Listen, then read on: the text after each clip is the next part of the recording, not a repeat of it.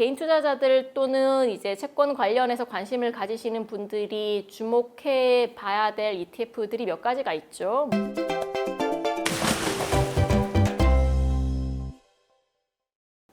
촬영 시작하겠습니다.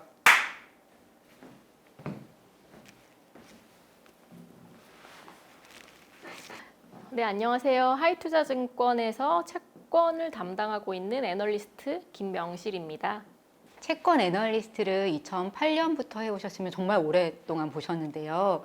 요즘 나오는 얘기가 올해 채권 시장이 정말 어렵다 이런 얘기 나오더라고요. 지금이 어느 정도 수준인지. 네, 올해 채권 시장 소위 말해서 거의 폭망입니다. 기본적으로 올해 초만 하더라도 연준, 미국의 기준금리는 0.25%인데 지금은 4%입니다. 그리고 미국의 벤치마크, 가장 대표적인 금리죠. 미국의 10년물 채권 금리는 연초만 하더라도 1%대였는데 지금은 역시 4%대를 보이고 있고요. 기본적으로 채권이라는 자산은 수익률, 금리가 오르면 가격은 떨어지기 때문에 채권에 투자를 했을 때 금리가 많이 올랐기 때문에 투자 수익률은 굉장히 저조하다라고 보시면 되실 것 같습니다. 만기가 긴 채권들이죠. 초장기 채권 투자 수익률 같은 경우는 인덱스 기준으로 마이너스 한 35% 이상, 그리고 실제로 개인들이 투자를 많이 하시는 채권 레버리지형 ETF 같은 경우 소위 TMF라고 하죠. 이제 레버리지형 ETF 같은 경우는 마이너스 70에서 80% 가까이 매우 저조한 수익률을 기록하고 있습니다. 굉장히 이례적인 케이스고요. 그만큼 1년 동안 정책금리뿐만 아니라 시장금리의 상승세가 굉장히 가팔랐고 굉장히 컸다라고 보시면 되실 것 같습니다. 그럼에도 불구하고 이제 곧 채권 시장에 기회가 올 거라고 전망하시는 걸로 알고 있는데, 약간 경기 둔화의 신호가 나타나면 그게 채권 시장에는 강세장이 올 수 있다는 신호다라고 보셨는데, 왜 그런 걸까요? 왜 채권 시장은 그런 식으로 움직이는지 좀 설명을. 주식은 위험자산이라고 해요. 그리고 채권은 안전자산이라고 해요. 왜 이렇게 설명을 하냐? 제가 지금 100원이 있어요. 근데 100원짜리 주식을 샀어요. 근데 그 100원짜리 주식이 200원이 될 수도 있고 300원이 될 수도 있지만 0원이 될 수도 있어요. 그러면 저는 100% 손해를 보는 거죠. 근데 똑같은 돈으로 100원으로 채권을 샀어요. 채권은 만기가 있는 자산이기 때문에 1년짜리 채권을 100원에 샀고 1년 만기 이전까지 100원짜리 채권의 수익률은 100원짜리 채권이 150원이 될 수도 있고 200원이 될 수도 있지만 만기까지 보유했을 경우에 내 채권의 가격은 100원으로 원금이 보장되는 상품이라고 보시면 되실 것 같아요. 그리고 기본적으로 채권은 그 채권의 가격이 있지만 이자라고 해서 적게는 한 달마다 그리고 길게는 1년마다 이자를 받을 수 있는 상품이에요. 그래서 제가 채권을 샀을 때 정말 폭망해서 그 기업이나 국가가 망하지 않으면 원금은 상환 받을 수 있기 때문에 100원 그대로 받을 수 있고 플러스 알파로 이자 수익률을 취할 수 있는 상품이에요. 그러면 왜 안전자산이냐? 주식은 주변의 상황에 따라서 투자 수익률이 부진할 수도 있지만 채권은 주위의 상황이 어떻던지 경기가 좋던지 나쁘던지 그만큼 원금을 그대로 돌려받을 수 있고 캐리 수익률이 추가적으로 알파로 발생할 수 있다는 측면에서 상대적으로 안전자산이기 때문에 이제 채권을 안전자산이라고 통상적으로 이제 지칭을 하는 거고, 두 번째로 경기가 둔화됐을 때 왜 채권 시장이 강세냐? 그럼 여기서 이제 다시 출발을 해보면 주식이라는 자산은 기본적으로 경기가 좋아야 된다는 게 첫 번째 전제 조건이고요. 경기가 좋아야지 기업들의 영업이 늘어나고 기업들의 순이익이 증가하면서 결국에는 그 기업이 가지고 있는 주식의 자산 가치가 올라가요. 그러면 이제 경기가 좋을 경우에는 개인도 그렇고 기관 투자자도 그렇고 자기의 포트폴리오에 있어서 주식의 비중을 높일 수밖에 없어요. 근데 만약 경기가 앞으로 안 좋아질 것 같으면 사람들은 주식을 투자하는 데 있어서 리스크들을 느끼기 시작하는 거죠. 그러면 상대적으로 경기에 또는 어떤 상황의 변화에 그나마 민감도가 낮은 자산에 투자를 하게 되는 거죠. 그래서 주식이 아닌 채권으로 자금들이 흘러가게 되는 거고, 자연스럽게 경기가 둔화될 때 그 자금들이 채권을 찾는 수요가 많아지면서 채권의 가격이 올라가고 금리가 떨어지게 된다라고 보시면 되실 것 같아요. 그래서 이제 최근 들어서 채권 관련한 얘기들이 많이 나오는 이유 중 하나도 앞으로 연준이 또는 한국은행이 기준금리를 뭐 추가적으로 더 올릴 수는 있어요. 하지만 장기간 동안 기준금리를 올리다 보니까 경기에는 점점 이제 압박하기 시작하는 거죠. 경기에 대해서 위축된 모습들이 많이 나타날 거고 지표로든 심리로든 확인이 될 거예요. 그래서 앞으로 주식 또는 다른 위험 자산보다는 채권에 대한 자산 선호가 발생할 수 있겠다라는 시각에서 채권에 조금씩 관심이 커지고 있는 상황이라고 보시면 되실 것 같아요. 근데 말씀하신 대로 지금 연준이 또 이번에도 파월 의장이 좀 매파적인 발언을 해가지고 뭐 내년 1분기가 아니라 더 계속 상반기까지도 더 올릴 수도 있겠다 기준금리를 하는 얘기가 나오는데, 근데 기준금리가 올라가서 만약에 그걸 따라서 채권 금리가 올라가면 채권 가격은 떨어지는 거잖아요. 그럼에도 불구하고 투자를 시작할 만한 시기가 다가오고 있다라고 볼 수 있는 건가요? 제가 지금 당장 채권을 다 사세요라고는 절대 말씀드리고 싶진 않아요. 그러기에는 말씀 주신 것처럼 앞으로 채권 시장이 겪어야 될 과제들이 굉장히 많아요. 첫 번째는 인플레이션이고요. 두 번째는 통화 정책이에요. 뭐 같은 카테고리긴 하죠. 인플레이션 때문에 연준이 금리를 올리는 거고요. 11월, 12월 그리고 내년 1분기 물가가 잡히지 않으면 내년 2분기까지도 통화 정책에 대한 부담은 굉장히 클 것 같아요. 그럼 말씀하신 대로 채권 시장의 가장 기준이 되는 말 그대로 정책금리, 기준금리가 올라갈 수 있는 환경은 채권 시장 입장에서는 굉장히 부담스러운 요인이에요. 그래서 만약에 단순하게 생각해서 이제 연준이 조금 있으면 금리 인상 멈출 거니까 지금부터 채권을 열심히 사야지 라고 생각하시는 분들이 있으시다면 저는 뜯어 말리고 싶어요. 앞으로 채권 투자는 굉장히 전략적으로 해야 되고요. 그러면 어떻게 채권을 사야 되냐? 전략적으로 제가 투자를 하세요라고 강조를 하는 이유가 앞으로 2, 3개월 정도는 금리가 더 올라갈 수도 있어요. 물론 내려갈 수도 있어요. 하지만 올라가고 내려가고의 변동성은 분명히 커질 거예요. 연준이 기준금리 인상을 할 거기 때문에. 그러면 이제 채권을 사고 싶은데 어떤 채권에 대해서 조금은 관심을 가져야 되냐? 제가 제일 처음에 말씀을 드렸어요. 채권을 투자하면서 얻을 수 있는 투자 수익은 크게 캐피탈 게인, 사고 팔았을 때의 자본 차익이 있고 두 번째는 캐리, 이자 수익이 있어요. 그러면 앞으로 단기간 2, 3개월 동안 여러분들이 생각해야 될 부분은 자본 차익이 아니라 이자 수익이에요. 이자 수익만으로 제가 목표하는 수익률이 달성이 될까요? 뭐 여러분이 생각하시는 투자 수익률이 뭐 10%, 2%면 장담을 드릴 수가 없어요. 하지만 예금보다 조금 더 높은 금리 수준을 이제 취득하시고 싶으시다면 지금 올해 제가 제일 처음에 말씀드렸잖아요. 1월부터 시작해서 지금 11월까지 봤을 때 1월에 미국 국채 10년이 1%였어요. 근데 지금 미국 국채 10년이 4.2%를 넘어가요. 300bp 이상 올랐죠. 그만큼 이자 표면 금리가 300bp 이상 상승을 했어요. 그래서 이자 수익만으로도 단기 채권, 만기가 짧은 채권을 투자를 하시면 그만큼의 높은 이자 캐리 수익률을 얻을 수 있다는 거고, 그러면 이제 1년 뒤에 또는 6개월 뒤에 만기가 될 거기 때문에 이제 여러분이 생각하시는 것처럼 이제 자본 금융시장의 변동성에 상대적으로 노출될 가능성이 굉장히 낮다는 거예요. 그래서 앞으로 2, 3개월간 채권 투자를 고민하시는 분이시라면 만기가 짧은 채권 위주로, 그리고 우량 등급 위주로, 마지막으로는 캐리 수익률이 높은 채권 위주로 단기간 투자하시는 걸 추천을 드리고요. 그리고 이제 저희는 이것만 이제 얻어서는 만족을 못 하겠죠. 이제 2년 반 만에 돌아오는 채권 강세장이잖아요. 그럴 경우 앞으로 연준의 정책금리 인상이 어느 정도 이제 해소가 되고 인플레이션에 대한 사람들의 우려가 어느 정도 해소가 되는 시기에는 당연히 채권에 대한 투자를 조금 더 적극적으로 해야겠죠. 제가 생각하는 시기는 저는 이제 펀더멘탈 영역에서 힌트를 몇 가지 찾아야 된다고 생각을 해요. 금리가 제일 올랐을 때 가장 고통스러운 분야가 어딜까요? 생각을 해보면 부동산이에요. 집값이에요. 기준금리 인상이 장기간 누적되면서 주택 관련한 부진한 흐름들이 조금씩 나타나고 있어요. 기본적으로 주택 경기는 경기에 대략 3개월에서 6개월 정도 이제 선행을 하고요. 그리고 물가에는 9개월에서 12개월 정도 선행을 해요. 그럼 그 시기로 따지면 주택 시장이 가장 먼저 둔화가 포착된 시기는 올해 4월 달로 추정을 하고 있어요. 그럴 경우 물가가 실제로 우리 생활에 또는 연준의 시각에서 둔화가 감지되기 시작하는 시기는 아마 내년 4월달, 5월달 정도로 추정을 하고 있어요.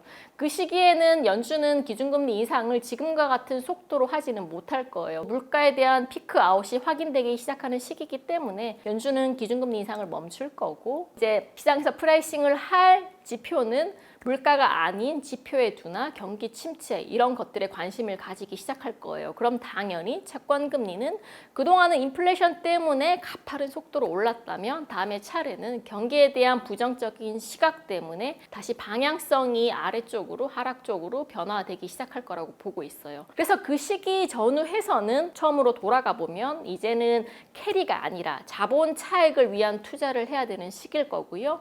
그러면 이제 채권 투자를 하시고 싶은 분들은 기존보다 만기를 길게 이제 넓혀가면서 투자를 하시는 게 맞을 것 같아요. 개인 투자자들 또는 이제 채권 관련해서 관심을 가지시는 분들이 주목해 봐야 될 ETF들이 몇 가지가 있죠. 뭐 지금은 투자 수익률이 굉장히 저조하지만 만기가 긴 뭐 TMF나 UDT라든지 아니면 이제 뭐 제로 쿠폰으로 구성돼서 만기가 긴 상품들에 대해서 조금씩 투자 비중을 늘려가시는 방법도 채권 투자를 하시는데 그나마 이제 리스크를 회피하면서 높은 투자 수익률을 기대할 수 있는 부분일 것 같아요.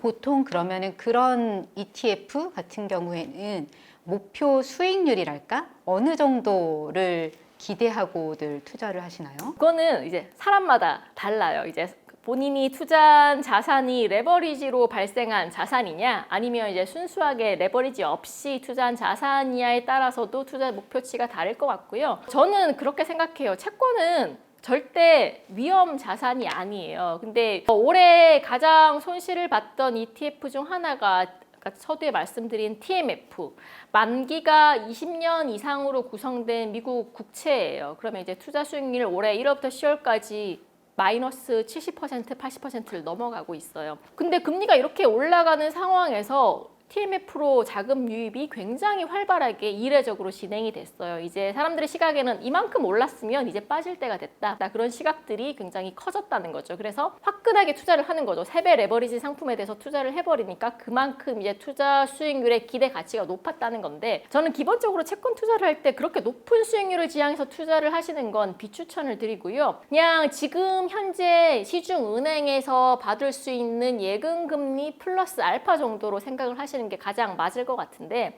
뭐 기본적으로 뭐 그래도 앞으로는 금리가 조금 빠질 수 있는 부분까지 고려를 한다면 예금 금리 대비 뭐 3에서 5% 정도 더 높게 잡으시면 그게 적정 투자 수익률이 아닐까라고 조심스럽게 생각을 좀 해보고 있고요. 그러면 예금 금리가 지금 이미 많이 올랐으니까 그래도 기존에는 채권으로 얻지 못했던 그 정도 수익률을 기대할 수는 있는 거네요. 그렇죠. 그래서 이제 뭐 최근 들어서 개인 투자들 중심으로 채권에 대한 관심이 굉장히 높아지고 있는 상황이고요. 이전에 보지 못했던 채권에 대한 기대 수익률이 이제 조금씩 보이기 시작하는 거죠. 지금 얘기하신 거는 미국 채권, 그것도 좀 아주 우량한 국채를 중심으로 한 ETF잖아요. 미국에 상장된 채권 ETF 같은 경우에는 약간 환율도 고민은 해야 할 것 같은데 지금 좀 오늘은 떨어졌다고 하지만 어쨌든 1400선을 왔다 갔다 하잖아요.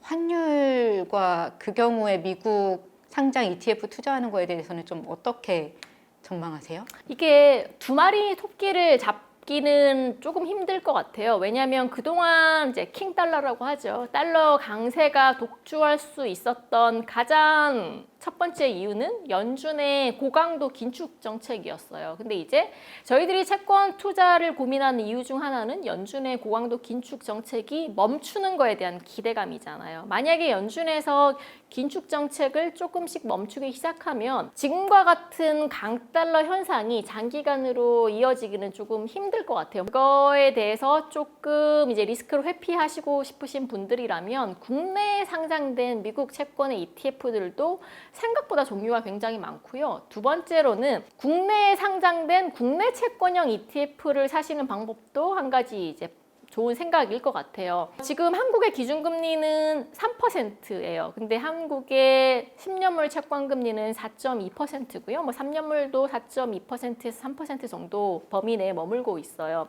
어떻게 생각하면 지금 미국의 기준금리가 4%대 미국 10년물 채권금리가 4% 조금 넘어서고 있는데 한국은 기준금리가 3%밖에 안 되는데 채권금리는 4%를 훨씬 넘어서고 있는 거죠. 과거의 궤적을 보면 지금 국내 채권 시장의 국내 금리 수준은 상당히 과도 과도하다고 볼 수 있죠. 내년도에 연준의 기준금리 인상이 조금씩 슬로우해지기 시작하면 국내 채권금리의 하락 속도도 굉장히 커질 수 있다라는 거고요. 그러면 굳이 환율 수수료도 내야 되고 환율에 대한 방향성에 대한 고민들도 들어가야 되고 근데 이거 두 가지 다 하기 싫다. 그러면 국내 채권을 복제하고 있는 국내 채권형 ETF들도 굉장히 좋은 대안이 될 수 있는 거고요. 두 번째로는 나는 이제 ETF도 어쨌거나 수수료라는 걸 내야 되잖아요. 그리고 두 번째로 세제적인 측면에서 국내 채권 ETF를 투자를 했을 때는 양도소득이랑 이자소득에 대해서 다 과세가 돼요. 근데 재밌는 게 국내 채권 상품을 이제 현물로 국내 채권 자체로 매입을 하면 양도소득, 캐피탈 게인에 대해서는 비과세고요. 이자소득에 대해서만 15.4% 과세가 부과가 돼요. 그러면 기본적으로 ETF를 사는 것보다는 세율 측면에서 훨씬 더 직접 채권을 사시는 게 이익일 것 같고요. 생각보다 최근 증권사들 MTS 관련한 계정을 통해서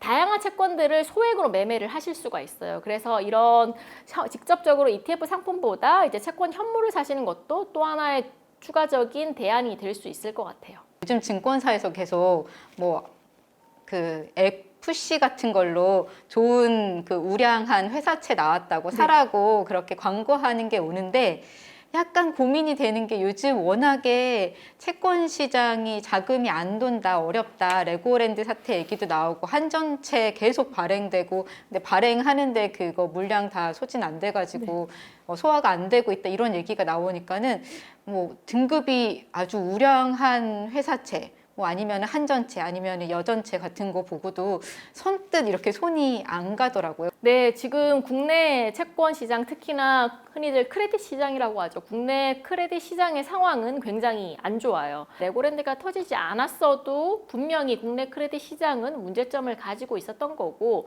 조금 뭐 늦었겠지만 그래도 분명히 채권 시장에 영향을 미쳤을 것으로 예상을 하고 있어요. 근데 결국에는 채권 시장이 그동안 채권 시장 크레딧 시장의 위기의 가장 근본적인 이유는 두 가지가 있는데 하나는 말씀하신 대로 기준금리 인상이 있고요. 두 번째로는 채권 시장의 발행 이슈가 있었어요. 아시겠지만 발행발 이슈는 이제 한국전력공사에서 발행하는 한전채 관련한 이슈가 있었고요. 한전이 이제 만성 적자를 겪다 보니까 결국에는 전기료 인상과 한전채 발행을 통해서 자금 조달을 해결할 수 있는 방법밖에 없었는데 결국에는 이제 물가 부담 때문에 전기료 인상은 어려울 것 같고 두 번째로는 차후의 차선책인 한전채 발행을 통해서 그동안 한전 적자를 메꾸기 시작했어요. 근데 한전채뿐만 아니라 이제 정부에서 은행채에 LCR이라고 해서 유동성 규제를 코로나 때는 잠시 완화를 시켰다가 코로나가 조금씩 해소가 되다 보니까 은행들의 고유동성 자산 비율을 예전 수준으로 다시 복귀를 시켜라 라고 이제 말을 했어요. 그러면서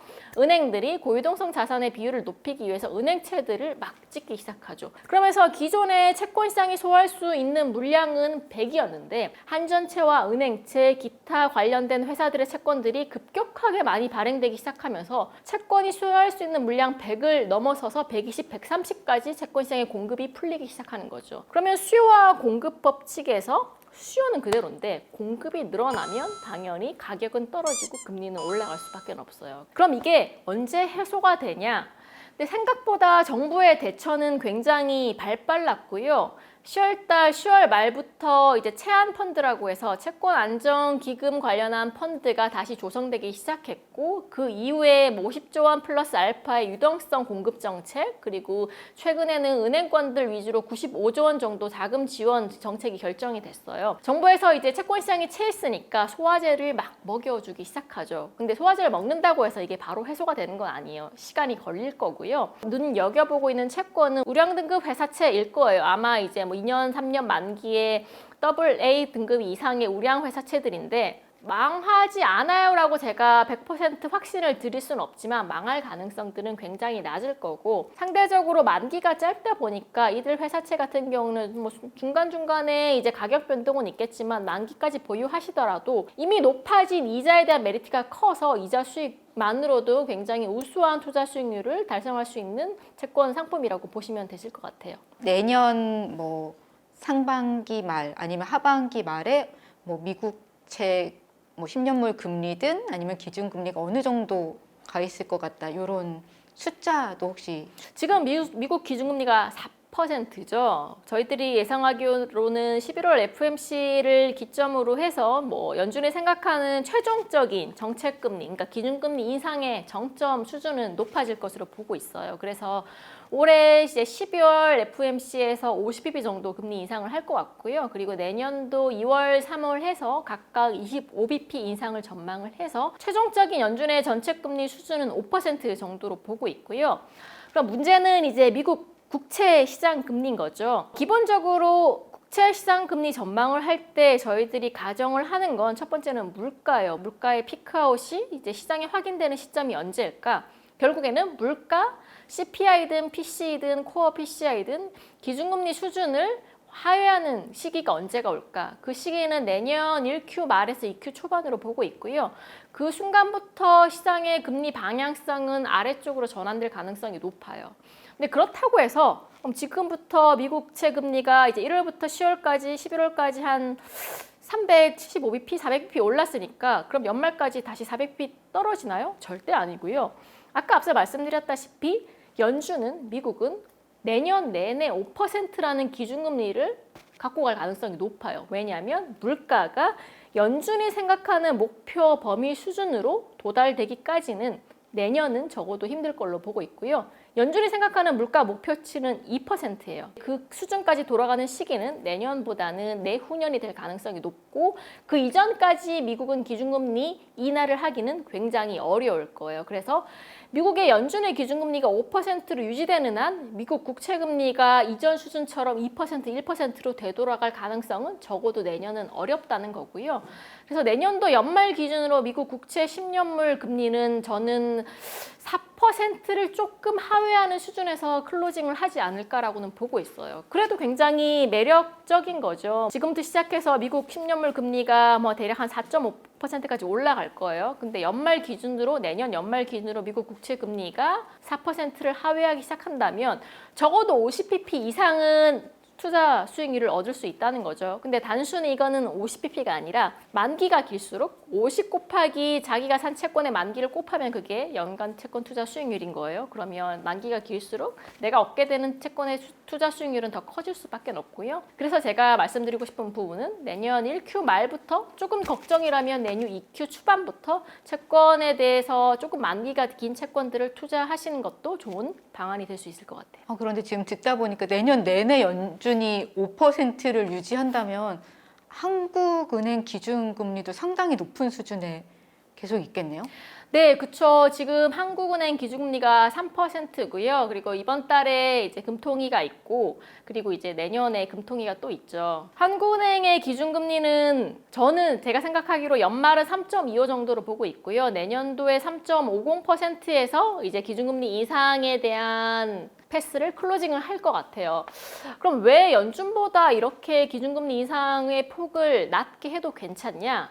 괜찮다라는 표현보다는 그럴 수밖에 없는 환경이다라고 먼저 말씀을 드리고 싶어요. 물론 환율을 생각한다면 연준의 속도를 따라가서 국내도 기준금리를 빨리빨리 올려야겠지만 국내 시장은 지금 아까 서두에 말씀드린 것처럼 심각한 크레딧 위기 상황이에요. 정부에서는 QE 아닌 QE 차원의 돈을 풀고 있는 거죠. 그러면 정부에서는 어마어마한 돈을 다시 금융권으로 풀고 있는데 한국은행에서 고강도 긴축을 한다? 되게 이율배반적인 상황인 거죠. 그 전까지는 물가 때문에 기준금리를 계속 올려야 된다는 게 컨센서스였다면 10월달 금통위에서는 물가도 중요하긴 한데 물가 때문에 이렇게 금리를 올리다가는 국내에서 심각한 유동성 고갈 현상이 발생하고 실제로 기업들의 자금 조달 환경이 어려워지면서 기업 부도로까지 연결될 수 있겠다라는 목소리들이 조금씩 생겨나고 있어요. 이런 금융 안정적인 측면들을 고려를 했을 때는 국내가 과연 빅스텝 이상의 기준금리 인상을 할 수 있냐? 저는 그렇지 못할 거다라고 보고 있고요. 그래서 11월 달에 25bp, 내년 1Q 정도에 25bp 인상을 하면서 3.5 수준에서 내년 연말까지 기준금리 수준을 유지할 가능성들이 높다라고 보고 있어요. 상당히 큰 갭이네요. 1.5% 맞습니다. 포인트나 갭이 나면 네. 그래도 대출을 받았거나 받을 예정인 분들에겐 상당히 네. 위안이 되는 네, 맞습니다. 그런 전망입니다. 구독자분들에게 뭔가 조언 같은 걸 한마디 해주신다면. 한 말씀만 마지막으로 드리고 싶은 점은 채권은 절대 주식처럼 공격적으로 투자를 하는 상품이 아니에요. 말 그대로 안전 자산이잖아요. 그래서 레버리지를 일으켜서 채권 투자를 하는 건 저는 정말 비추천드리고요. 정말 이제 갖고 있던 여유 자금을 예금보다 조금 더 높은 금리로 안정적인 제가 생각하는 본인이 생각하는 수익률을 달성하겠다라는 측면에서 접근하시는 걸 더 추천을 드려요. 그래서 뭐 채권을 주식처럼 공격적으로 매매를 고려하고 계신 분들이라면 다시 한번 이제 조금은 조심스럽게 채권 투자를 접근하시는 걸 추천을 드립니다.